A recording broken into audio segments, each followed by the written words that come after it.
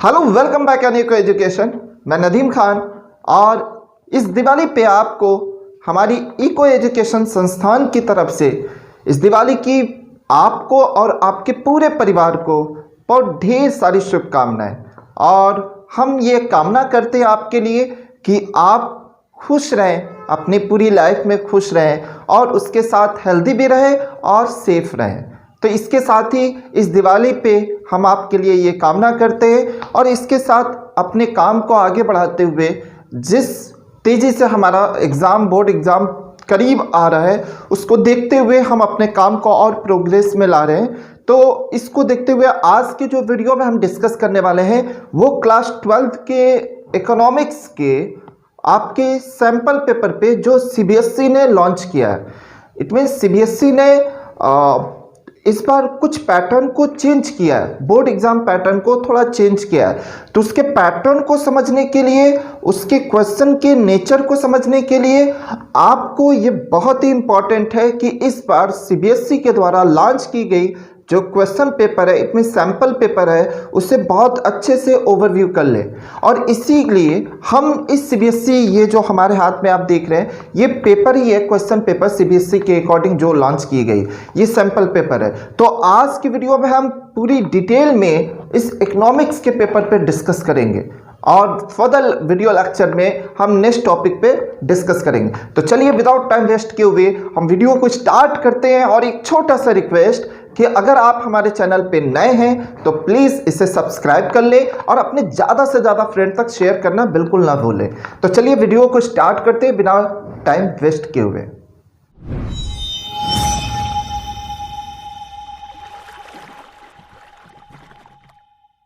तो चलिए अब हम डिस्कस करते हैं अपने सैम्पल क्वेश्चन पेपर इकोनॉमिक्स के। इसमें आपको पता है कि ये 80 मार्क्स का पेपर होता है। 80 मार्क्स का पेपर इसलिए क्योंकि 20 मार्क्स का आपका तो प्रैक्टिकल एग्ज़ाम हो जाते हैं तो उसके 20 मार्क्स मिल जाते हैं। बाकी 80 मार्क्स का आपको रिटेन एग्ज़ाम देना पड़ता है। तो इसमें दो पार्ट है। पहला पार्ट है आपका मैक्रो इकोनॉमिक्स का और दूसरा पार्ट है आपका इंडियन इकोनॉमिक डेवलपमेंट का। दोनों का 40-40 मार्क्स का रोल होगा। इसमें कुछ इंस्ट्रक्शन है जिसमें ये कह रहा है कि आपको सारे क्वेश्चंस के सामने इंडिकेट होंगे मार्क्स, कितने मार्क्स के क्वेश्चन है। एंड नेक्स्ट कह रहा है कि कुछ केस बेस्ड क्वेश्चंस दिए जाएंगे इस बार, जो 1 to 10 and question number 18 to 27 के बीच में मिलेगा। जो 1 मार्क क्वेश्चन होगा इसका आंसर भी आपको 1 वर्ड में देना होगा। तो देखिए इस बार सीबीएसई ने यही पैटर्न चेंज किया है कि इस बार case based question, it means case studies आएंगे जिसमें आपको पहले डिस्कस करना होगा, पहले उसको केस को पढ़ना होगा, समझना होगा, उसके अकॉर्डिंग आपको आंसर देने होंगे। और उसके बाद कह रहा है कुछ केस बेस्ड क्वेश्चन आपको मिल जाएंगे, question number 7 to 10 and 25 to 27 तक भी मिल जाएंगे, ये भी केस बेस्ड क्वेश्चन होंगे। एंड ये कह रहा है 11, 12 एंड 28, 29 ये 3 मार्क्स क्वेश्चन होंगे जो 60 to 80 वर्ड में लिखना है। इसके साथ ही कह रहा है क्वेश्चन नंबर 13, 15 एंड 30, 32 4 मार्क्स के क्वेश्चन होंगे और to be answerable in 80 to 100 words में आपको देने होंगे। इसके साथ ही कह रहा है क्वेश्चन नंबर जो 16 एंड 17 होंगे एंड क्वेश्चन नंबर 13, 14 ये आपके 6 मार्क्स के क्वेश्चन होंगे जिसका 100 to 150 वर्ड में आपको आंसर देना होगा।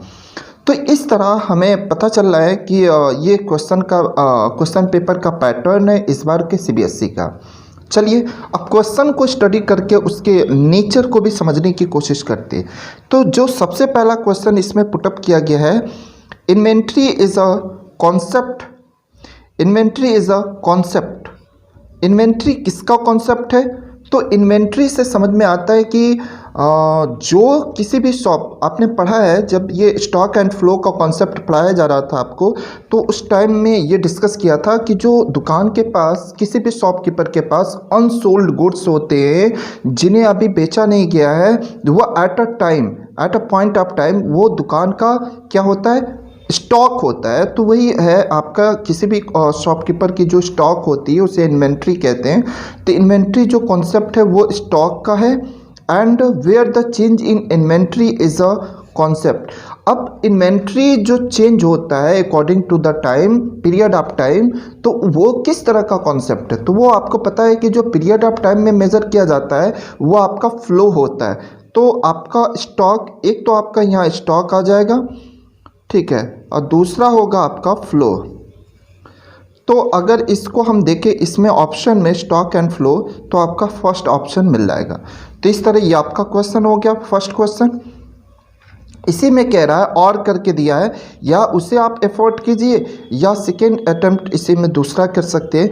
If an economy the value of net factor income from abroad is 200 crore and the value factor income to abroad is 40 crore, identify the value of factor income from abroad. देखिए क्या है, ये आप पढ़े हैं domestic income and national income के topic में आपने पढ़ा है कि जो NFIA होता है, it means net factor income from abroad होता है। वो फॉरेन में कोई भी इंडियंस जो अर्निंग करते हैं उनकी इनकम को हम इसमें ऐड कर लेते हैं और अपने देश में जो फॉरेनर्स होते हैं उनकी इनकम को माइनस कर देते हैं। तो ये ऑलरेडी NFIA दिया है 200 करोड़। उसके अलावा ये 40 करोड़ जो है वो टू अब्रॉड यहाँ से जो दिया गया वो है, क्योंकि बहुत आपको लगेगा कंफ्यूज हो जाएंगे, यहाँ 200 करोड़ है, यहाँ 40 करोड़ है, तो इसका मतलब कि ये भी 200 करोड़ में से 40 करोड़ माइनस होगा। नहीं, ऐसा कुछ भी नहीं है। ये 200 करोड़ ऑलरेडी कैलकुलेट करके निकाला जा चुका है, 200 करोड़, क्योंकि ये net factor income from abroad है और ये ऑलरेडी ये एक्स्ट्रा 40 करोड़ है, तो इसको ऐड करना पड़ेगा। आपका सी ऑप्शन सही होगा यहाँ पे 240 करोड़। अगर सेकेंड क्वेश्चन की अगर हम बात करें तो इन द, देखिए यही केस बेस्ड क्वेश्चन है, इनका नेचर आपको समझना है। इन द प्रेजेंट कोविड-19 टाइम्स, कोविड-19 जो चल रहा था अभी प्रेजेंट टाइम में, उससे क्वेश्चन पूछे गए हैं। Many economist have raised their concern that Indian economy may have to face a deflation situation due to reduced economic activities in the country। देखिए डिफ्लेशन सिचुएशन का मतलब जब इकोनॉमी बहुत डीप में चली गई, प्रोडक्शन डिक्रीज होने लगे हैं, मतलब मार्केट में डिमांड ही क्रिएट नहीं हो रही है, सप्लाई तो है बट डिमांड क्रिएट नहीं हो रही, उस कंडीशन को कहते हैं, ठीक है। Suppose you are member of the high powered committee constituted by, suppose you are member of the high powered committee by the Reserve Bank of India। RBI के साथ आपने RBI के जो हाई पावर्ड कमेटी उसमें अगर आप member हैं तो you have suggest that the supervisor of commercial bank. तो आप क्या सजेस्ट करेंगे किसी भी कमर्शियल बैंक को, क्या सजेशन देना चाहेंगे, किस तरह की पॉलिसी वो यूज़ करे, रिस्ट्रिक्शन पॉलिसीज़ या रिलीज पॉलिसी? देखिए क्या, अगर रिस्ट्रिक्शन पॉलिसीज़ अगर यूज़ करेंगे, अगर आप सजेशन देते हैं कमर्शियल बैंक को कि रिस्ट्रिक्शन पॉलिसी यूज़ करें, तो वो क्या करेंगे, लोन की जो इंटरेस्ट है उसकी रेट को बढ़ा देंगे। अब जब रेट बढ़ जाएगा तो लोग, मैक्सिमम लोग लोन ले नहीं पाएंगे, तो क्या होगा, मार्केट में और टाइट मनी पॉलिसी आ जाएगी, मतलब लोगों के हाथ में पैसे नहीं होंगे तो वो खर्च नहीं करेंगे। तो मार्केट में पहले से सप्लाई है, आपको डिमांड क्रिएट करना है, तो डिमांड तो और भी डिक्रीज में चला जाएगा। इसलिए हम रिस्ट्रिक्शन पॉलिसी यूज़ करने के लिए कमर्शियल बैंक को नहीं दे सकते। आप एज ए किसी भी सुपरवाइजर आप कमर्शियल बैंक को आप किस तरह की पॉलिसी यूज़ करने के लिए कहेंगे, रिलीज पॉलिसी। सिंपल क्वेश्चन है, देखिए क्या यहाँ पे release policy of the money supply be insured by the Reserve Bank of India, क्या है कि आप किस तरह की पॉलिसी यूज़ करने के लिए कहेंगे, रिलीज पॉलिसी। देखिए इस क्वेश्चन को पढ़ के आपको समझ में आ जाएगा कि CBSE ये चाहता है कि अकॉर्डिंग टू द करंट से रिलेटेड आपको अपनी इकोनॉमिक्स में कितना एनालिसिस पावर है उसको मेज़र करना चाहता है, क्योंकि जो भी कंपटीशन एग्ज़ाम होते हैं उसमें भी एनालिसिस बेसिस पे क्वेश्चन आते हैं। तो इसलिए सिर्फ अब पैटर्न चेंज हो चुका है कि ये नहीं कि सिर्फ रट के आप एग्ज़ाम दे देंगे, तो इसलिए इसके लिए इम्पॉर्टेंस है कि ये सारे क्वेश्चन को एक बार आप स्टडी कर लें।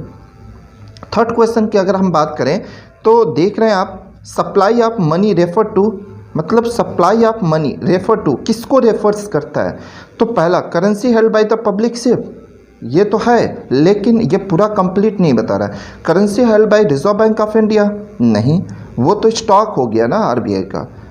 सप्लाई कहाँ हुआ, मनी सप्लाई कहाँ हुआ, currency held by the public and demand deposit with the commercial bank. Actually क्या है, आपने मनी के टॉपिक में आपने पढ़ा होगा M1 M2 M3 and M4 का कॉन्सेप्ट। ठीक है, तो पहला जो कॉन्सेप्ट था आपका M1, इसमें आपको बताया गया था कि currency held by the public, जो पब्लिक के अथॉरिटी में करेंसी है वो, and plus demand deposit with the commercial bank and other deposit इसमें आता था। तो ये आपका सबसे बेस्ट ऑप्शन है। ठीक है, तो आपका यहाँ पे आंसर सी बन जाएगा। अगर नेक्स्ट टॉपिक को हम देखें, इसमें identify the correct pair of formula for the following column first and second. तो कॉलम फर्स्ट में जो कह रहा है क्या कि करंट अकाउंट सरप्लस की बात कर रहा है ना, करंट अकाउंट में सरप्लस है, तो सीधी सी बात है सरप्लस है तो रिसिप्ट ज़्यादा होंगे, हमने पेमेंट कम की होंगी, लेकिन यहाँ पे रिसिप्ट कम दिखा रहा है, पेमेंट ज़्यादा दिखा रहा है, तो ये ऑप्शन तो बिल्कुल नहीं हो सकता। सेकेंड ऑप्शन अगर आपका दिखा रहा है करंट अकाउंट सरप्लस की बात कर रहा है, तो यह रिसिप्ट मैक्सिमम है, पेमेंट कम है, हाँ, तो ये ऑप्शन आपके करेक्ट हो जाएंगे। ठीक है, अगर थर्ड ऑप्शन की हम बात करें बैलेंस करंट अकाउंट, तो ये भी बैलेंस कहाँ है, ये तो नॉन बैलेंस दिखा रहा है। ठीक है ना, रिसिप्ट अनइक्वल पेमेंट, तो ये नॉन बैलेंस को दिखा रहा है। करंट अकाउंट डेफिसिट की बात करें तो यहाँ पे भी रिसिप्ट या तो बराबर होगा या तो पेमेंट ज़्यादा होगा रिसिप्ट से, तो ये भी करंट अकाउंट डेफिसिट को नहीं दिखाता है, क्योंकि यहाँ बराबर, ये तो ठीक है पहला वाला ठीक है, लेकिन इसमें जो बराबर दिखा रहा है ये बराबर जब हो जाएगा तो कहाँ से डेफिसिट का कंडीशन आएगा। तो ज़्यादा बेस्ट ऑप्शन आपका जो होगा इसमें सेकेंड वाला ऑप्शन, आप इसको टिक कर लेंगे। Identify which of the following statement is true. आपको आइडेंटिफाई करना है कि इसमें से कौन सा स्टेटमेंट आपका ट्रू है। ठीक है, तो इसको पहले पढ़ लेते हैं। The flexible change exchange rate given system give the government more. ठीक है, और सेकेंड इसमें क्या दिया है, flexibility to maintain large stock of foreign exchange reserve. दूसरा कह रहा है in the manage floating exchange rate system the government inter the to buy and sell foreign currencies. ठीक है, इसमें और क्या कह रहा है,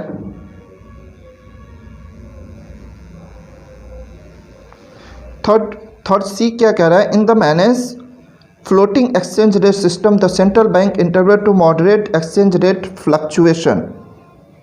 ठीक है, तो आपका यही ऑप्शन सही हो जाएगा, क्योंकि इन the manage floating exchange rate system जो होता है द सेंट्रल बैंक इसमें क्या करती है, इंटॉप करती है मॉडरेट एक्सचेंज रेट फ्लक्चुएशन के थ्रू। तो इस तरह आपका ये सी ऑप्शन इसमें सही हो जाएगा। अब अगर नेक्स्ट क्वेश्चन की अगर हम बात करें, question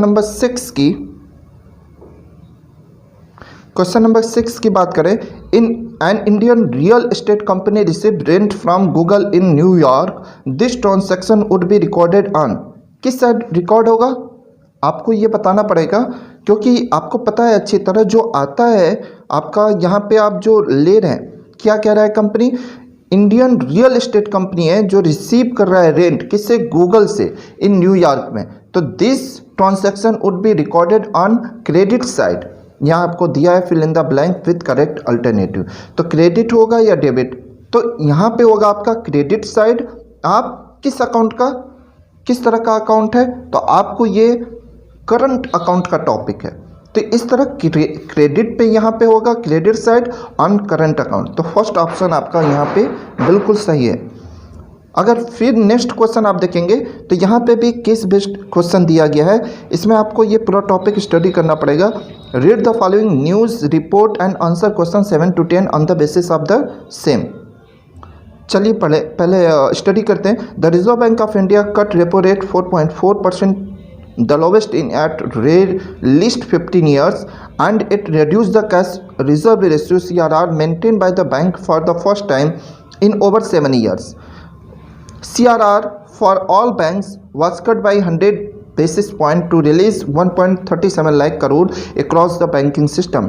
RBI Governor Dr. Shaktikant Das predicted a big global recession and said India will not be immune. ठीक है, it all depend how India respond to the situation.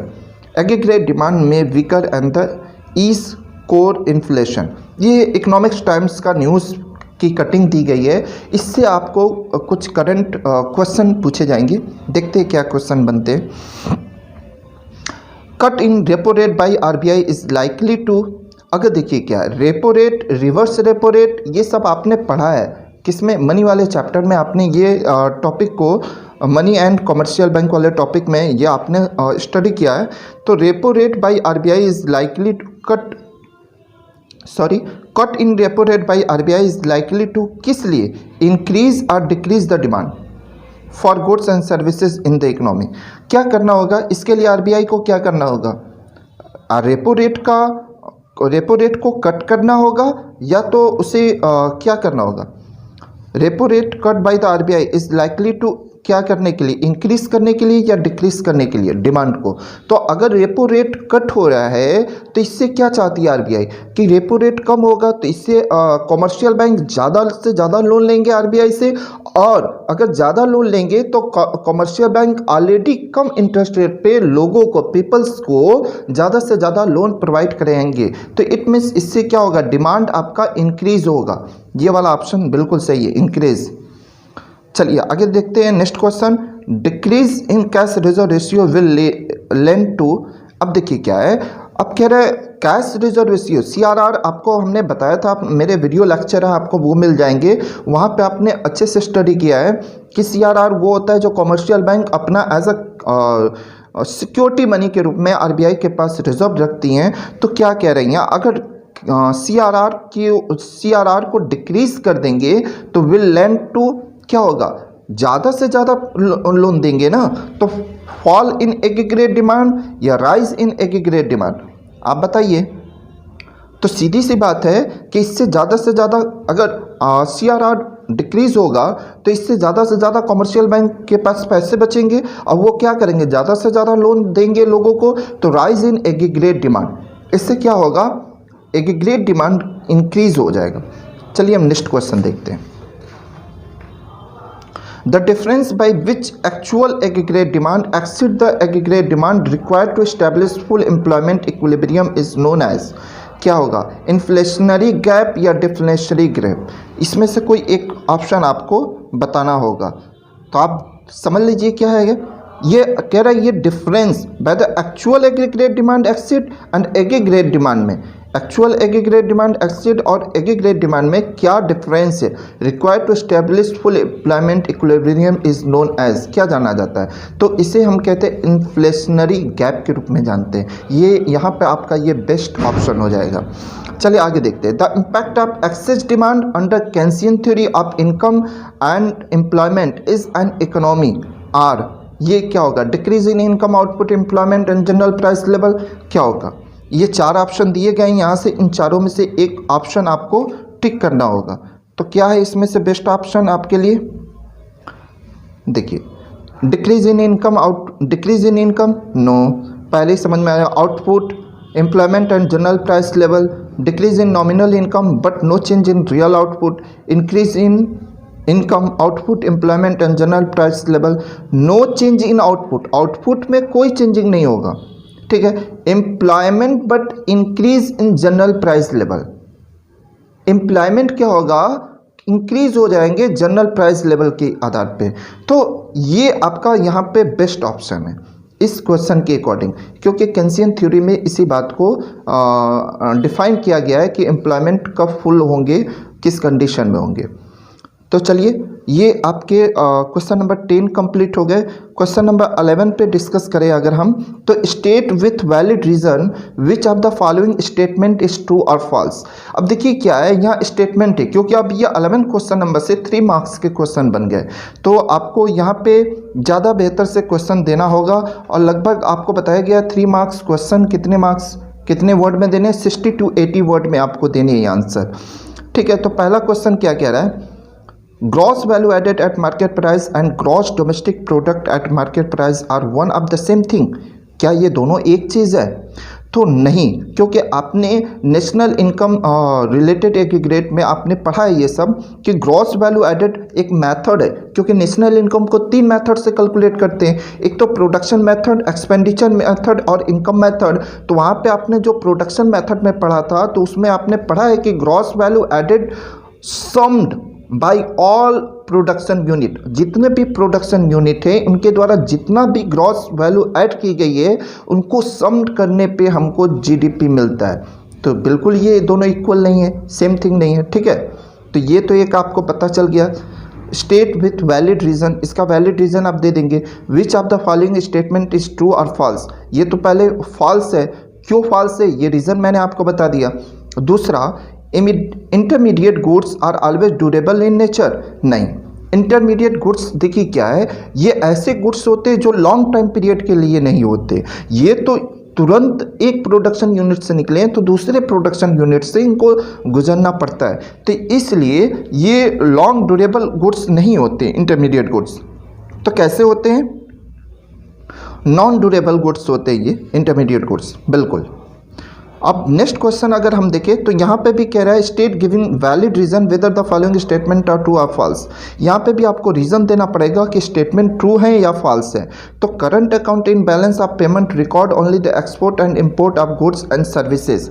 तो क्या होगा इसमें, ये जो स्टेटमेंट है वो बिल्कुल पूरी तरह फॉल्स है, क्योंकि current account of balance of payment record unilateral transfer होता है, जिसमें हम export import of goods and services को रिकॉर्ड करते हैं। तो इस तरह ये भी आपका जो स्टेटमेंट है वो करेक्ट नहीं है।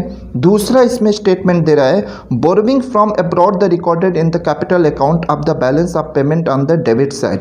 नहीं, ये बिल्कुल डेबिट साइड इसकी एंट्री नहीं करते हम, क्योंकि इसकी एंट्री हम अपने जो बैलेंस ऑफ पेमेंट होता है उसमें क्रेडिट साइड दिखाते हैं, क्योंकि ड्यूरिंग द अकाउंटिंग किसी भी, आपको पता है कि इसकी हम एंट्री किस साइड, अभी हमने आपको बताया इसकी एंट्री हम हमेशा क्रेडिट साइड दिखाते हैं। ये कह रहा है क्वेश्चन कि आप बोरोइंग किसी भी अब्रॉड द, कहीं से भी वर्ल्ड के किसी भी रेस्ट ऑफ द वर्ल्ड से अगर लोन लेते, उधार लेते, ठीक है ना, तो in the capital account of the balance of payment में किस साइड इसको रिकॉर्ड किया जाएगा? तो सिंपल सी बात है, इसको क्रेडिट साइड रिकॉर्ड किया जाता है।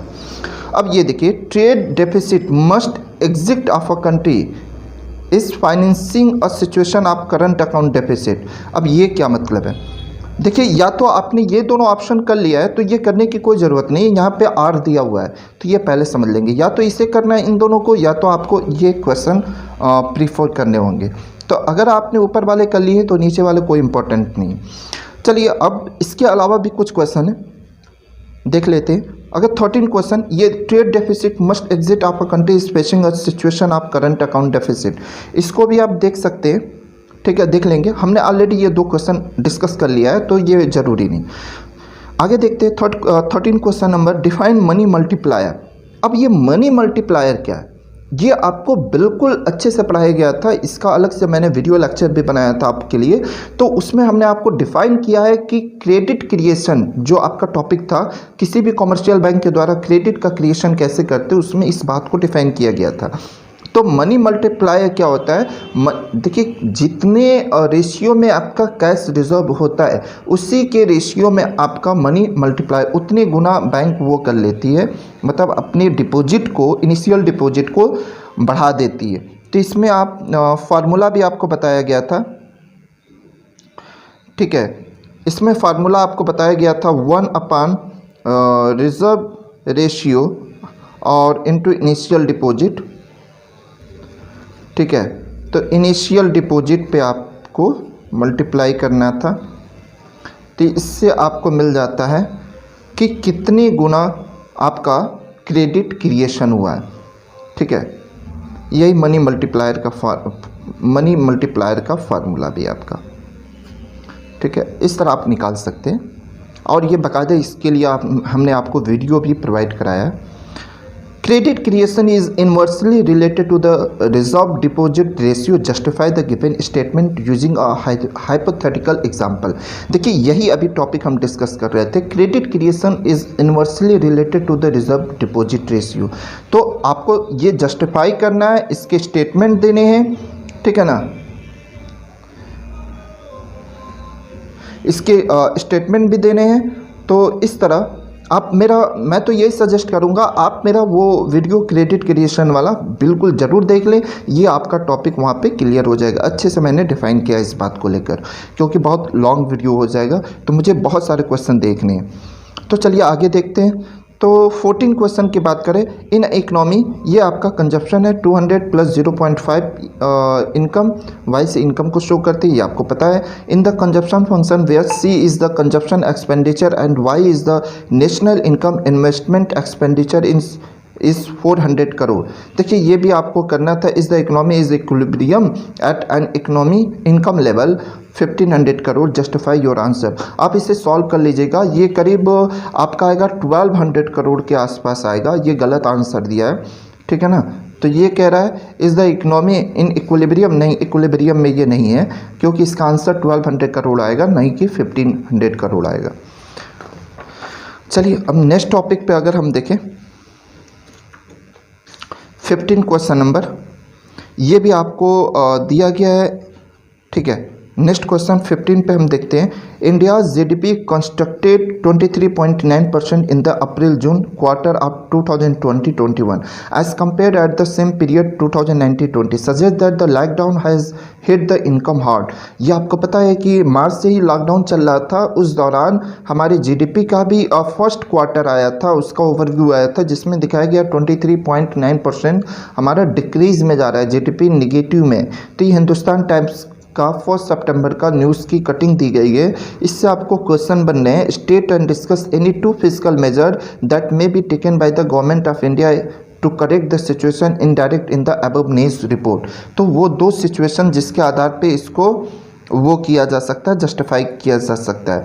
तो पहले तो इसमें जो आपको बनेगा वो है, मतलब कह रहा है वो 2 आप स्टेटमेंट बताइए, 2 सिचुएशन जो गवर्नमेंट ऑफ इंडिया जिसके आधार पे इसे करेक्ट कर सकती है, इस न्यूज़ रिपोर्ट को कैसे मेंटेन किया जा सकता है, इस कंडीशन को। तो पहला तो ये है कि गवर्नमेंट के द्वारा, देखिए 2 तरह की पॉलिसियाँ होती है, एक मनी पॉलिसी होती है, एक फिजिकल पॉलिसी होती है।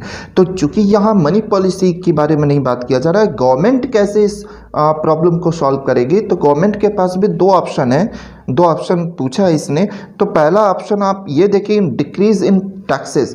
पहले ऑप्शन में आप ये दे देंगे कि डिक्रीज, क्या गवर्नमेंट चाहे तो टैक्स को डिक्रीज करके, डिक्रीज इन टैक्सेस, टैक्स को डिक्रीज करके बहुत ज़्यादा बेनिफिट दे सकती है, लोगों की परचेजिंग पावर को बढ़ा सकती है और इससे डिमांड क्रिएट होंगे और ये सिचुएशन कुछ बेहतर हो जाएगी। दूसरा कंडीशन है कि गवर्नमेंट अपने जो गवर्नमेंट एक्सपेंडिचर उसको इंक्रीज करे,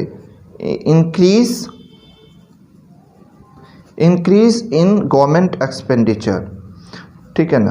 तो गवर्नमेंट को अपना एक्सपेंडिचर को बढ़ाना पड़ेगा, जिससे ज़्यादा से ज़्यादा पैसा मार्केट में आए, लोगों के हैंड में आए और वो डिमांड को क्रिएट करे। तो इस सिचुएशन को बेहतर कंडीशन हो सकती है। तो गवर्नमेंट के द्वारा यह पूछा था, तो ये 2 ऑप्शन आपके हो जाएंगे। ओके, अब देखते हैं नेक्स्ट टॉपिक पे। अगर 16 क्वेश्चन को हम डिस्कस करें, domestic household service perform by women may not be considered as an economic activity, define our future for the given statement with valid reason. देखिए क्या डोमेस्टिक या हाउस होल्ड, इस question को पढ़िए पहले समझिए। कह रहा है कोई डोमेस्टिक या हाउस होल्ड, घर परिवार के लोग जो सर्विस परफॉर्म करते हैं या किसी लेडी के द्वारा जो सर्विस दी जाती है घर में, वो कंसिडर्ड नहीं होती है एज ए इकोनॉमिक एक्टिविटी। क्यों, आखिर ऐसा क्या रीज़न है? तो इसके लिए आप क्या कहेंगे? क्योंकि कंसिडर्ड इसलिए नहीं होती है ये इकोनॉमिक एक्टिविटी में, क्योंकि हम इकोनॉमिक एक्टिविटी में उन सारी एक्टिविटी को कंसिडर करते हैं जिससे इनकम जनरेट होती है, जो हमारी जिससे कुछ वैल्यू, जिसको हम मनी के टर्म्स में मेज़र कर सकते हैं उन एक्टिविटी को। लेकिन अब कोई वीमेन है तो दिन भर में कितनी बार घर में सफाई की, दिन भर में कितने लोगों को सर्विस दी, घर के लोगों को, तो ये मनी के टर्म्स में डिफाइन नहीं। अगर मनी के टर्म्स में डिफाइन होता तो हम इसे इकोनॉमिक एक्टिविटी में मेज़र कर लेते। और होता भी है, अगर किसी अदर लेडीज़ को आप अपने घर में काम पे लगाएंगे तो वो 3000, 5000, 10,000 जो भी अगर कुछ लेती है, तो उसकी जो वर्क है, एक्टिविटी है, वो मनी टर्म्स में डिफाइन है, इसलिए वो एक्टिविटी तो इंक्लूड हो जाएगी। बट अगर घर के ही लोग, घर की वीमेन अगर घर के लिए सर्विस देती हैं तो उसके लिए कोई मनी चार्ज नहीं लेती है। इट मीन्स मनी के फॉर्म में वो एक्टिविटी परफॉर्म नहीं करती है, इसलिए हम उसको कैलकुलेट नहीं कर पाते। चलिए अब नेक्स्ट इसका जो देखते हैं, compensation to the victim of a cyclone is an example of welfare measure taken by the government. अब ये कह रहा है कोई विक्टिम है, कोई है विक्टिम जो साइक्लोन से अफेक्टेड है, तो example of welfare measure taken by the government, क्या वेलफेयर मेजर लिया जाएगा, टेकन बाय द गवर्नमेंट के द्वारा लिया जाएगा। तो state with valid reason should it be included not included in the estimation of national income of India. अब ये बताइए जो उसको कंपनसेशन दिया जाएगा वो नेशनल इनकम का पार्ट है या नहीं है, तो कैसे बताएंगे? बिल्कुल, एक्चुअली क्या है यहाँ पे फैक्टर इनकम और ट्रांसफ़र इनकम का टॉपिक है। चूँकि जो साइक्लोन से अफेक्टेड विक्टिम है उसको गवर्नमेंट अगर सोशल वेलफेयर में कुछ पैसे दे रही है तो वो कंपनसेशन दे रही है, और हमने पढ़ा है कि फैक्टर इनकम का ही कैलकुलेट हम सिर्फ नेशनल इनकम में करते हैं। तो ये इंक्लूडेड नॉट इंक्लूडेड, तो आप क्या कहेंगे? ये जो रीज़न दिया गया है should it not included in the estimation of national income of India. क्यों? क्योंकि ये फैक्टर इनकम नहीं है, कंपनसेशन एक तरह का आपका ट्रांसफ़र इनकम है, न कि फैक्टर इनकम। सिंपल सी बात है। तो इस तरह ये डिफाइन हो गया। अगर आपने ये डिफाइन कर लिया है तो इसे करने की कोई ज़रूरत नहीं। ये भी देख लीजिए, एक कंसेप्ट बेसिस पे ये भी क्वेश्चन आपका देख सकते हैं। मैक्सिमम टाइम लॉस हो जाएगा इसलिए हम नहीं देख रहे हैं। अब 17 क्वेश्चन पे अगर डिस्कस करें, elaborate the objective of allocation of resources in the government budget, discuss। पहला देखिए, elaborate the objective, क्या ऑब्जेक्टिव होते हैं? मतलब गवर्नमेंट बजट जो होता है तो गवर्नमेंट की जो भी इनकम होती है वो किस वे में रिसोर्स को एलोकेट करती है, तो उसके मेन ऑब्जेक्टिव क्या होते हैं? सिंपल सी बात है, गवर्नमेंट क्या चाहेगी? गवर्नमेंट एक सोशल वेलफेयर एजेंसी है, ठीक है ना। तो वो अपने जो भी रिसोर्स है, जो भी इनकम है गवर्नमेंट की, वो इस वे में खर्च करेगी जिससे सोसाइटी को maximum satisfaction, it means maximum social welfare हो सके हमारे सोसाइटी का। तो उस वे में अपने रिसोर्स को एलोकेट करना चाहेगी गवर्नमेंट, सीधी सी बात है। अगर सेकेंड बी पे डिस्कस करें, discuss briefly how the government budget can be used as an effective tool in the process of employment generation. अब देखिए क्या, अगर ये कह रहा है ना, इस क्वेश्चन का मतलब है कि गवर्नमेंट अपने बजट को किस वे में खर्च करे, इफेक्टिव टूल क्या होंगे जिससे एम्प्लॉयमेंट जनरेशन हो ज़्यादा से ज़्यादा। तो गवर्नमेंट अगर कहें इंफ्रास्ट्रक्चर पे मैक्सिमम एक्सपेंडिचर करती है, it means road transport, road पे, इलेक्ट्रिसिटी पे, या तो रेलवे पे, पुल पे, इन सारी चीज़ों पे अगर ज़्यादा एक्सपेंडिचर करती है तो क्या होगा? इससे ज़्यादा से ज़्यादा एम्प्लॉयमेंट जनरेशन के चांसेस होते हैं और रियलिटी होते हैं, ठीक है। इससे आपके प्रोडक्शन प्रोसेस बढ़ जाएंगे, मास लेवल पे प्रोडक्शन होगा, और इन सारे सेक्टर में जहाँ जहाँ पे भी काम शुरू होंगे वहाँ पे लोगों की ज़रूरत होगी, एम्प्लॉयमेंट मिलेगा, तो ठीक है। तो इससे ज़्यादा से ज़्यादा इनकम जनरेट होगी। तो ये एक तरीका है जिस पे ये एक इफ़ेक्टिव टूल क्या होंगे? Expenditure in the way of, आप कह सकते हैं कहाँ? इंफ्रास्ट्रक्चर में। गवर्नमेंट को ज़्यादा से ज़्यादा इंफ्रास्ट्रक्चर पे एक्सपेंडिचर करना होगा अगर एम्प्लॉयमेंट जनरेशन करना है। तो ये तो हमने पार्ट ए की सारी बातों को डिफाइन किया, ये आपका 17 क्वेश्चन था। अब पार्ट बी में हम देखते हैं क्या है। अब हम डिस्कस करते हैं अपने इकोनॉमिक्स के second part, it means Indian economy development पे। तो इसमें हम देखते हैं सबसे पहला क्वेश्चन जो इसमें पुटअप किया गया है कि ये स्पेस है, was the Indian finance minister in 1991 acknowledged for his capability to steer away the economic crisis looming large on the earth while Indian economy.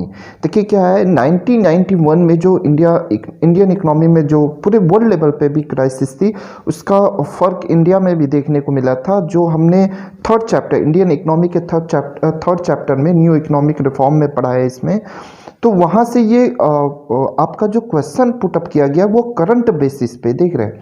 आपका एक तो सिलेबस भी है और उससे करंट क्वेश्चन है, मतलब फैक्चुअल क्वेश्चन ही। तो उस टाइम पीरियड का आपके फाइनेंस मिनिस्टर 1991 में कौन थे, तो वो पुटअप किया गया है आपसे। तो इसका आंसर जो है, जो ऑप्शन है वो यहाँ 4 दिया गया है। ए डॉक्टर सुब्रमण्यम स्वामी, प्रणब मुखर्जी, डॉक्टर मनमोहन सिंह, डॉक्टर उर्जित पटेल।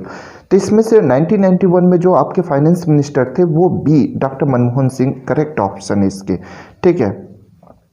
अगर नेक्स्ट टॉपिक की हम बात करें इसमें, तो हमारे नेक्स्ट टॉपिक में आ जाएगा India enter the stage of demographic transition after the year 1921।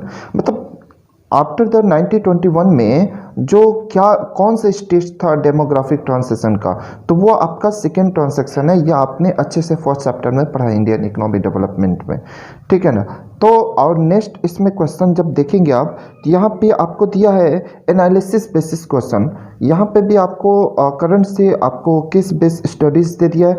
इसमें जैसे कंपटीशन में क्वेश्चन होते थे एसर्शन और रीजन पूछते देते थे, वैसे यहाँ पे भी इस बार जो पैटर्न चेंज हुआ है सीबीएसई ने किया है उसके अकॉर्डिंग आपको ये फॉर्म्स देखने को मिल जाएगा क्वेश्चन पेपर में। और इसको बहुत अच्छे से आपको समझना होगा, क्योंकि अगर नहीं समझेंगे तो बहुत थोड़ा सा माइनर, अगर अवेयर नहीं रहेंगे तो क्वेश्चन आपके गलत हो जाएंगे। तो देखते हैं क्वेश्चन क्या है। India become an exporter of primary product and an importer of finished consumer and capital goods produce in Britain. मतलब ये तो करेक्ट है, इंडिया तो सिर्फ एक्सपोर्टर था रॉ मटेरियल का और इंपोर्टर था फिनिश गुड्स का ब्रिटेन कॉलोनियल रूल में। इसका रीज़न दे रहा है उस टाइम पर में restricted policy commodity production trade and tariff की यूज़ की गई थी pursue by the colonial government. बिल्कुल, ये भी बिल्कुल सही है। तो यहाँ पे क्या है, असर्शन ए भी सही है और रीज़न आर भी सही, और आर जो रीज़न है वो बहुत सही एक्सप्लेनेशन करता है ए का, इसलिए आपका ए ऑप्शन यहाँ पे बिल्कुल सही होगा। अगर नेक्स्ट क्वेश्चन की इसमें बात करें, और करके दिया है या तो ये करिए या तो ये करिए, तो इसमें क्या है, the major policy initiative land reform and green revolution help India to become self sufficient in food gain production. बिल्कुल, आपने देखा है कि लैंड रिफॉर्म प्रोसेस जो था एंड ग्रीन रिवोल्यूशन की जो पॉलिसी थी वो इंडिया को सेल्फ सफिशिएंट बनाने में एक इम्पोर्टेंट रोल निभाती।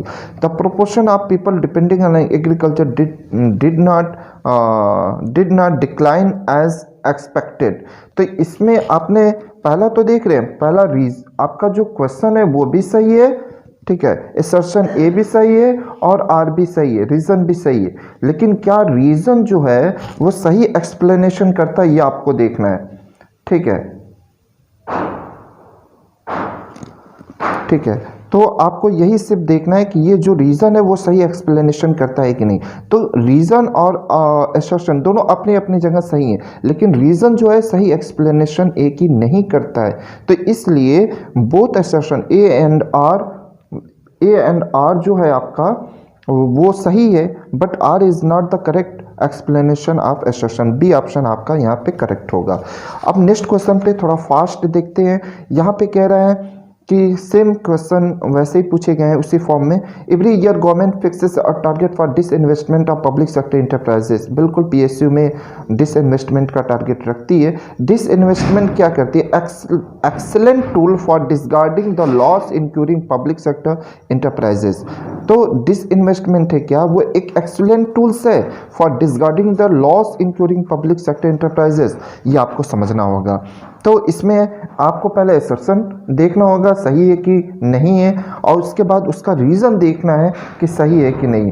तो उसको देखने के बाद आपको पता चलेगा कि असर्शन तो आपका सही है ही, स्टेटमेंट तो सही है कि डिसइन्वेस्टमेंट करती है पब्लिक पीएसयू में गवर्नमेंट एक फिक्स टारगेट को लेकर, लेकिन रीज़न भी यहाँ जो बता रहा है वो भी सही है, लेकिन यहाँ पे जो रीज़न है वो इसका एक्सप्लेनेशन नहीं है, इसलिए आपका ये बी वाला ऑप्शन करेक्ट होगा, क्योंकि ये करेक्ट एक्सप्लेनेशन नहीं कर रहा है, ठीक है। आगे देखेंगे, इसमें 22 में देखेंगे from the set of event system given in column first and corresponding relevant fact given in column second about China. China के बारे में दिया गया, choose the correct pair of statement. कौन सा स्टेटमेंट इसमें सही है, तो आप पढ़ लीजिएगा ये तीनों स्टेटमेंट। इसमें आपको ये सी वाला स्टेटमेंट बिल्कुल करेक्ट मिलेगा, ये आपका सी वाला ऑप्शन। तो एंड नेक्स्ट है adopted one child policy as a measure to control population. ये तो सभी बच्चे जानते हैं कि ये वन चाइल्ड पॉलिसी चाइना ने अडॉप्ट की थी, इंडिया ने नहीं। इंडिया है, पाकिस्तान है, चाइना है, रसिया है, तो इसमें चाइना वाला ऑप्शन बिल्कुल करेक्ट है, इसमें कोई ऑप्शन नहीं, ठीक है। इसके बाद हम नेक्स्ट क्वेश्चन पे डिस्कस करते हैं। तो उससे पहले आप देख रहे हैं यहाँ दूसरा फॉर्म भी एक क्वेश्चन का दिया गया है, ये न्यू पैटर्न में आपको मिलेंगे ये सारे तरीके क्वेश्चंस के। यहाँ देख रहे हैं एक स्टेंजा दिया गया है, इसमें पूरा इसे आपको स्टडी करना होगा। इसके अकॉर्डिंग आपको कुछ क्वेश्चन पुटअप किए गए नीचे, ठीक है। तो आप इसे स्टडी कर लीजिएगा, मैं आपको डिस्क्रिप्शन में लिंक दे दूंगा। ये जिनको क्वेश्चन पेपर चाहिए वो मुझे व्हाट्सअप पे भी कांटेक्ट कर सकते हैं, मैं आपको अपना व्हाट्सअप नंबर भी सेंड कर दूंगा। चलिए आपको इसका हम क्वेश्चन देख लेते हैं। फर्स्ट क्वेश्चन से आपको आइडिया लग जाएगा कि क्या है क्या नहीं। Uncertainly of income for farmers in India is majorly caused by, क्या अनसर्टेनिटी किसकी वजह से प्रभावित हुआ है इंडियन फार्मर्स की इनकम? Irregular rainfall.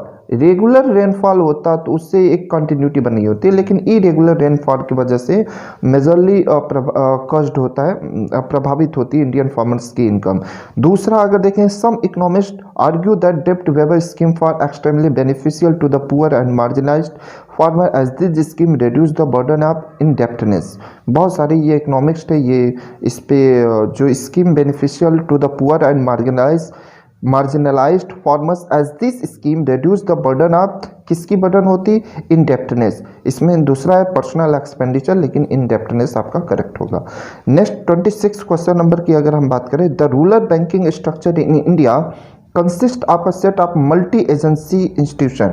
तो कई एजेंसी इंस्टीट्यूशन के आधार पर जो रीजनल बैंक का जो स्ट्रक्चर इस्टेब्लिश किया गया इंडिया में, वो है आपका रीजनल रूरल बैंक के नाम से जाना जाता है। आपने इसे कमर्शियल बैंक वाले चैप्टर में अच्छे से स्टडी किया है, इजी क्वेश्चन है।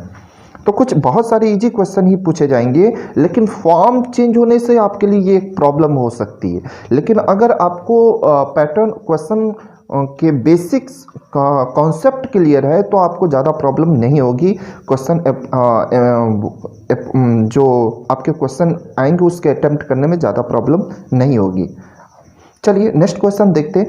Question number 27, regional rural bank या land development bank is the most prominent body responsible for providing loan for long term land development. Simple सी बात है, जो लॉन्ग टर्म लैंड डेवलपमेंट के लिए लोन प्रोवाइड कराने का काम करती है वो लैंड डेवलपमेंट बैंक करती है। सिंपल क्वेश्चन है, ये भी बहुत इजी है। इंडिया हैज़, नेक्स्ट क्वेश्चन है, India has emerged as a hot spot for medical tourism, define the statement. अब यहाँ से ये 3 नंबर के क्वेश्चन स्टार्ट हो गए हैं आपके, देख रहे हैं। तो अब ये इसको आपको डिफाइन करना है कुछ वैलिड आर्गुमेंट के साथ। मतलब आपको ये डिफाइन करना है कि इंडिया जो है वो एक हॉट स्पॉट बन गया है मेडिकल टूरिज्म का।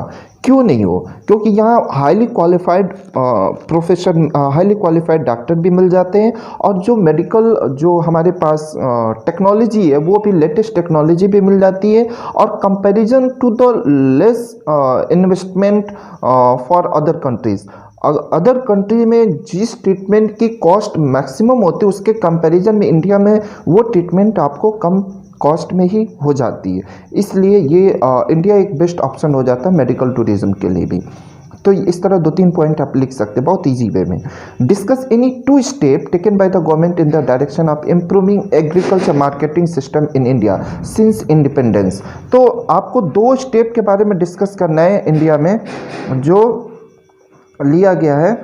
इसके बारे में अगर हम बात करें तो एक तो इंडिया गवर्नमेंट ने कुछ रेगुलेशन बनाए हैं, ठीक है ना, जो आफ्टर इंडिपेंडेंस से रेगुलेशन बनाते गए है। किसके लिए? आपके इंडिया गवर्नमेंट ने जो एग्रीकल्चर मार्केटिंग सिस्टम को इम्प्रूव करने के लिए जो आर्गुमेंट बनाया, जो रूल्स प्रोविज़न बनाया, उस वो एक इम्पोर्टेंट है। और दूसरा, इस सबको प्रमोट करने के लिए इंडियन गवर्नमेंट ने समय समय पे आपके जो इंफ्रास्ट्रक्चर है, रोड है, रेलवे है, इन सारी चीज़ों में भी बहुत इम्प्रूवमेंट का काम किया है। तो इस तरह 2-3 स्टेप इसमें भी आप लिख सकते हैं बहुत ईजी वे में, कोई बहुत हाईली क्वेश्चन नहीं है।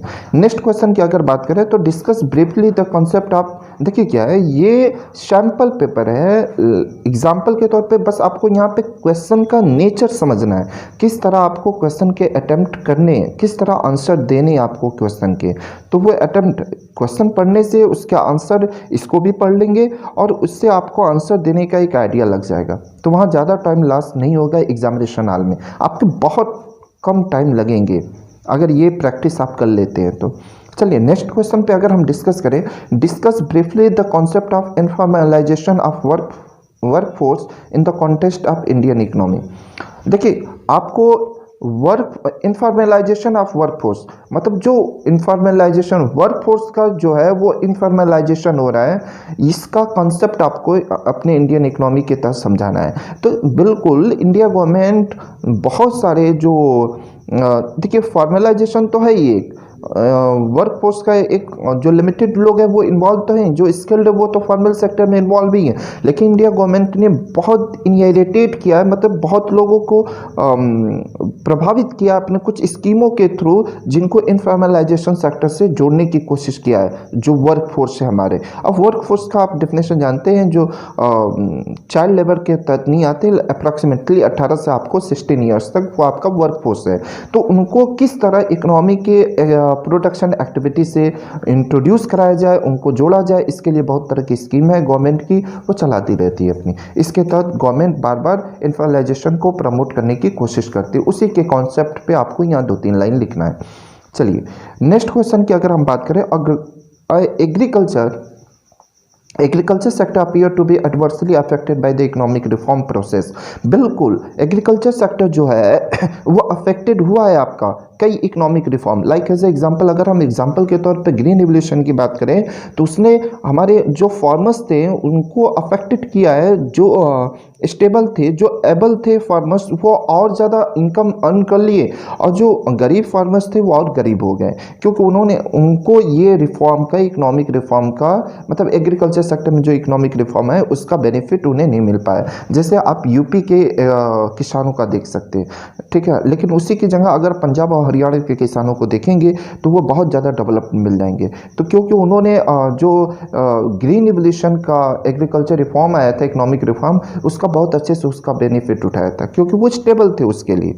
तो ये इम्पैक्ट है, ठीक है ना। इस पे भी आप अच्छे से, ये 4 नंबर का क्वेश्चन आपका यहाँ से स्टार्ट हो जाता है, ठीक है। यहाँ पे नेक्स्ट क्वेश्चन आपसे अटेम्प्ट पूछा गया है, Atmanirbhar Bharat had been at the root of the Indian planning process in the form of self-reliant as an objective of the planning process। क्या ये एक ऑब्जेक्टिव है प्लानिंग प्रोसेस का? Do you agree with the given statement, justify the reasonable of the given statement. आपको इस statement से क्या आप एग्री करते हैं? बिल्कुल हाँ, एग्री करते हैं, क्योंकि ये जस्टिफाई, आपको जस्टिफाई करना है कि ये जो स्टेटमेंट है वो रीजनल है, मतलब रेशनल है। तो आप बिल्कुल, हम इस स्टेटमेंट से क्या है एग्री करते हैं, क्योंकि इंडिया गवर्नमेंट आफ्टर इंडिपेंडेंस के बाद से ही उसने फर्स्ट और सेकेंड 5 ईयर प्लान से ही अपने ऐसी स्कीमों को लॉन्च की जिससे वो अपने प्रोडक्शन एक्टिविटी में क्या हो, सेल्फ रिलायंट हो सके ज़्यादा से ज़्यादा। और उसमें ही एक बड़ी कदम है आत्मनिर्भर भारत, जो प्रोग्राम लॉन्च किया गया इंडिया गवर्नमेंट के द्वारा। इसके थ्रू भी वो हम क्या कर रहे थे, प्रोडक्शन जो इंडिया में, जो बाहर होते हैं प्रोडक्शन, वो इंडिया में ही करने के लिए हम लोगों को मोटिवेट कर रहे हैं, ठीक है। तो ये भी कहीं ना कहीं सेल्फ रिलायंट करने के क्षेत्र में ही एक अहम कदम है। तो इसके आधार पर भी आपको 3-4 लाइन लिख सकते हैं, मतलब पॉइंट में इसका अच्छे से आंसर दे सकते हैं आपको, ठीक है। और इसके बाद नेक्स्ट इसी में आर करके दिया हुआ है, क्या है, discuss briefly any 2 major step taken by the government of Indian and financial sector front under the economic reform of 1991। देखिए क्या है, आपको पढ़ा है आपने कि 3rd चैप्टर में न्यू इकोनॉमिक रिफॉर्म 1991 में पढ़ा है कि वहाँ पे कई तरह के पॉलिसी को यूज़ किया गया, LPG को यूज़ किया गया। लेकिन यहाँ पूछा जा रहा है 2 स्टेप जो गवर्नमेंट के द्वारा लिए गए थे फाइनेंशियल सेक्टर में। तो पहला तो स्टेप ये लिया गया था इंडिया गवर्नमेंट ने कि उसने RBI के रोल को लिमिटेड कर दिया था। पहले RBI सारी फाइनेंशियल पोजीशन को देखा करती थी, एक ऑटोनोमी बॉडी थी, लेकिन उसके बाद इंडिया गवर्नमेंट ने इसके पावर्स को, इसके रेगुलेटिंग बॉडी को एक लिमिटेड पोजीशन में ला दिया। और दूसरा, बहुत सारे प्राइवेट एक्सिस बैंक थी जिनको अथॉरिटी दे दिया एज अ बैंक के रूप में, ठीक है। क्योंकि इससे क्या है, हमारा इकोनॉमिकल जो इनकम का सर्कुलर फ्लो वो थोड़ी तेज़ी से हो सके। तो इस तरह हमारी इकोनॉमी को मूवमेंट मिला।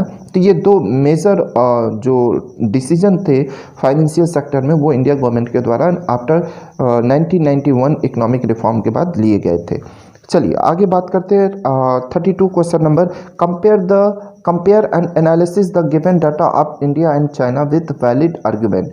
तो आपको ये एक डाटा प्रोवाइड कराया गया है, इसके आधार पे आपको इंडिया और चाइना का, इसके आधार पे आपको कंपैरिजन करना है उन दोनों कंट्री का 1980 टू 1990 और 2015-17 का जीडीपी का डाटा दिया गया है। इसके आधार पे आपको यहाँ से देख रहे हैं इंडिया एक एवरेजेबल प्रोडक्शन ग्रोथ किया है। 1980-90 में भी 5.7% की ग्रोथ रेट थी जीडीपी, और 2015-17 में भी हम देख रहे हैं 7.3% की ग्रोथ रेट इंडिया की। बट चाइना डबल डिजिट की ग्रोथ रेट 1980-19 में ही लेकर जा रहा था और आज भी अच्छी खासी ग्रोथ रेट लेकर जा रहा है। तो ये एक कंपैरिजन आपको डाटा देना पड़ेगा, इस पे एनालिसिस करना होगा, ये आप अपने से कर सकते हैं इतना। चलिए अगर नेक्स्ट क्वेश्चन देखा जाए 33 पे बात करें हम, if the rate of resource extraction exceed the rate of regeneration it lead to reduction in carrying capacity of the environment. अब देखिए क्या है, जो रिसोर्स का आप डैमेज कर रहे हैं, एक्सट्रैक्शन कर रहे हैं जिस रेट से, क्या उस रेट से एनवायरनमेंट रीजनरेट हो रहा है?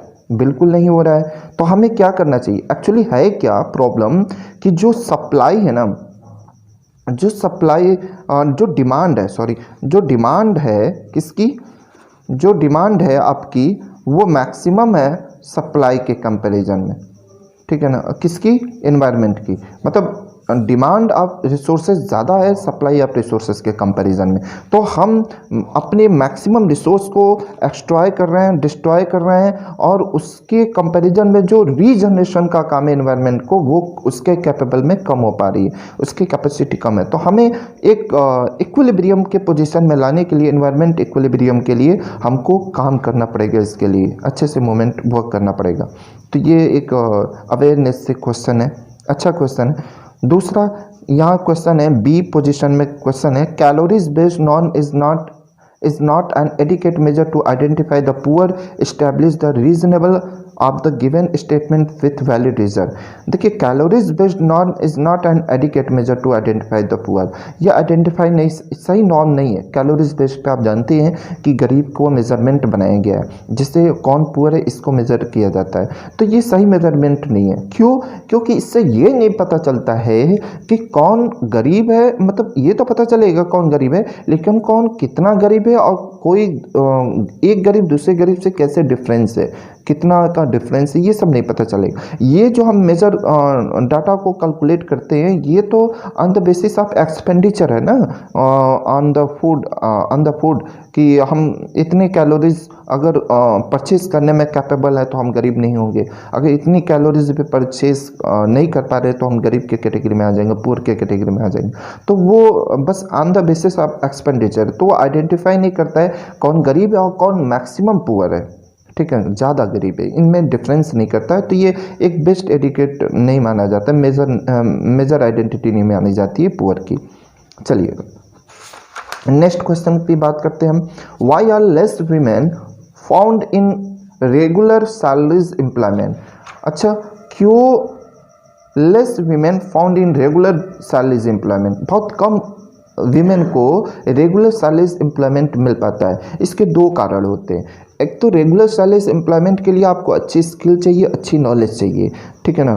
तो उसके लिए मैं ये नहीं कह रहा हूँ कि वीमेन के पास नहीं होते, लेकिन कम है। कम का मतलब कि बहुत कम एजुकेशन लिटरेसी रेट देख लीजिए वीमेन की, आज भी इंडिया की मेन और वीमेन की लिटरेसी रेट में बहुत डिफरेंस है। तो बहुत कम वीमेन ही उस लेवल की एजुकेशन ले पाती हैं, तो जो लेती हैं उनको वो कैपेबल है वर्क करने में। तो एक रेगुलर बेसिस पे वर्क करने के लिए high skill programming, high skill knowledge की भी ज़रूरत पड़ती है, स्किल्ड भी होना पड़ता है इसके लिए। दूसरा इसके लिए इम्पोर्टेंट बात यह है कि वो वीमेन जो है वो कम सोसाइटी के कॉन्टेक्ट में बहुत कम होती हैं, ठीक है। तो इसलिए भी उनको इस बारे में बहुत कम नॉलेज मिल पाता है। तो ये सारी कारण है जिससे वीमेन बहुत कम रेगुलर सैलरी एम्प्लॉयमेंट में पाई जाती है। अगर सेकेंड क्वेश्चन की बात करें इसमें, analysis the recent trend in sectoral distribution of workforce in India. यहाँ पे सेक्टरल डिस्ट्रीब्यूशन दिया वर्कफोर्स का 1993, 1994, 1999, 2000 और 2011-12 का दिया गया डाटा। यहाँ पे बता रहा प्राइमरी सेक्टर में ऐसे इस पोजीशन में इंक्रीजमेंट, ये यहाँ से यहाँ इंक्रीज़ किया, फिर डिक्रीज़ कैसे किया हमने, प्राइमरी सेक्टर में, उसके बाद सेकेंडरी सेक्टर, टर्शियरी सेक्टर, आपको सर्विस सेक्टर, ये तीनों का एनालिसिस डाटा दिया गया। इसके आधार पे आपको इसको डिस्कस करना है, वो आप कर लेंगे। नेक्स्ट क्वेश्चन है जो लास्ट क्वेश्चन आपका 34 क्वेश्चन नंबर, ये कह रहा है since independence the benefit of the increase in economic growth in India have trickled down to the people at the bottom of the population pyramid। No, ये सही statement नहीं है, आपको इसको क्लियर करना होगा, क्योंकि आज भी bottom of the population pyramid में है। ये नहीं कि आपने इकोनॉमिक ग्रोथ कर लिया तो ये इंक्रीज कर लिया इकोनॉमिक ग्रोथ में तो ये हट गया, नहीं, आज भी है बॉटम ऑफ द बॉटम पे पॉपुलेशन पिरामिड के, मतलब इंडिया का पॉपुलेशन पिरामिड के एकदम बिल्कुल बॉटम पे है, ठीक है। और ये human capital formation give birth to innovation, invention and technology की इम्प्रूवमेंट। बिल्कुल ह्यूमन कैपिटल फॉर्मेशन में आपने पढ़ा है कि एक ह्यूमन कैपिटल बिल्कुल वो इनोवेशन में उसका इंपॉर्टेंट रोल होता है, इन्वेंशन में भी और टेक्नोलॉजी इम्प्रूवमेंट में भी, क्योंकि जो ह्यूमन कैपिटल फॉर्मेशन होगा वो बेस्ट एजुकेटेड होगा, स्किल्ड होगा, ट्रेंड होगा। तो इसके लिए क्या होगा, ये तीनों चीज़ें जब होंगी, देखिए एक ह्यूमन कैपिटल फॉर्मेशन बनने के लिए आपको क्या करना पड़ता है, एजुकेशन अडॉप्ट करना पड़ता है, उसके बाद हेल्थ भी अच्छी रखनी पड़ती है और वेल ट्रेंड होना पड़ता है। तो इसके बाद आप में इनोवेशन आ जाता है और आप कोई ना कोई इन्वेंशन करेंगे अपने नॉलेज स्किल के आधार पे और नए नए टेक्नोलॉजी इम्प्रूवमेंट भी लाते हैं इसके आधार पे। अगर सी की लास्ट क्वेश्चन की बात करें हम, देयर इजिट एन इनवर्स को relation between infrastructure growth and national income. ये भी रॉन्ग स्टेटमेंट है, क्योंकि इनवर्स को रिलेशन होता ही नहीं है इंफ्रास्ट्रक्चरल ग्रोथ और नेशनल इनकम के बीच। इंफ्रास्ट्रक्चरल ग्रोथ और नेशनल इनकम के बीच पॉजिटिव रिलेशनशिप होता है, बिल्कुल पॉजिटिव रिलेशनशिप होता है। अब देखिए क्या है, ये इनवर्स का मतलब नेगेटिव रिलेशनशिप कह रहा है, ठीक है। तो नेगेटिव किस आधार पे होगा, जब हम ये कहें कि अगर इंफ्रास्ट्रक्चर ग्रोथ इंक्रीज करे तो नेशनल इनकम क्या डिक्रीज कर जाएगा, नहीं, ऐसा कुछ भी नहीं होता है। जबकि ये पॉजिटिव रिलेशन है, इंफ्रास्ट्रक्चरल ग्रोथ अगर होगा तो नेशनल इनकम भी आपका ग्रोथ करेगा, तो यहाँ पे पॉजिटिव रिलेशनशिप पाया जाता है। इस बात को ही बस डिफाइन करना था। ये तीनों क्वेश्चन 2-2 नंबर के और ये पूरा स्ट्रक्चर मिलके आपका 6 मार्क्स के बन जाते हैं। तो इस तरह इस बार का क्वेश्चन पैटर्न बनाया गया है। क्वेश्चन की ये नेचर है आपके जो CBSE ने लॉन्च किया है, ये आपको CBSE पहले ही आपको अवेयर कर देना चाहता है कि इस बार जो क्वेश्चन आएंगे इसी पैटर्न पे आएंगे और क्वेश्चन इसी तरह के नेचर के होंगे, इसी नेचर के होंगे। तो आप अपनी बोर्ड एग्ज़ाम के प्रिपरेशन अच्छे से करें और थ्रू दिस वे, मतलब इस वे में ही करें, वो ज़्यादा बेहतर होगा। वरना फिर जैसे देखते हैं ना, एक कोई पर्सन होता है स्किल्ड प्रोग्राम करता है, स्किल्ड वर्क करता है, और एक होता है लेबर वर्क करना होता है। तो लेबर वर्क ना करके आप स्किल्ड वर्क कीजिए, ज़्यादा बेहतर होगा, ज़्यादा मार्क्स गेन करना है तो आपको। Thank you. और मैंने ये पूरा क्वेश्चन डिफाइन करने की कोशिश की। फिर भी अगर कोई डाउट है आपको तो आप मुझसे कमेंट में ज़रूर क्वेश्चन करें, मैं आपके क्वेश्चन का आंसर देने की पूरी कोशिश करूँगा।